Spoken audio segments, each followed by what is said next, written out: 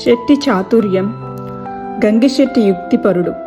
రోజు లక్ష్మీ పూజ చేసేవాడు. లక్ష్మి కూడా అతనికి అనుకూలిస్తూ వచ్చింది.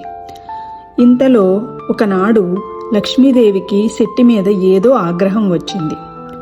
ఆమె అతనికి కలలో కనిపించి తాను అతన్ని విడిచిపెట్టి వెళ్ళిపోతున్నట్టు చెప్పింది. శెట్టి ఆమెను వెళ్ళవద్దని ఎంత బతిమాలినా లాభం లేకపోయింది. చిట్ట చివరకు శెట్టి చేసేది లేక, పోనీ తల్లి, నీకు మహాపూజ చేయించాలని ఎంత కాలంగానో ఆలోచిస్తున్నాను, కనీసం అది చేయించే వరకైనా ఉండు అన్నాడు. సరే, నీ మహాపూజ అయ్యేదాకా వెళ్ళను అని లక్ష్మీదేవి మాటిచ్చింది, మహాపూజ కోసం ఉవ్విళ్ళూరుతూ. అయితే శెట్టి మర్నాటి నుంచి మామూలు పూజ కూడా మానేశాడు. రోజులు వారాలు గడుస్తున్నాయి. లక్ష్మీదేవికి కోపం వచ్చింది. ఆమె శెట్టి కలలో కనిపించి, మహాపూజ ఎప్పుడు చేయిస్తావు, నేను ఈరోజే వెళ్ళిపోతున్నాను అన్నది.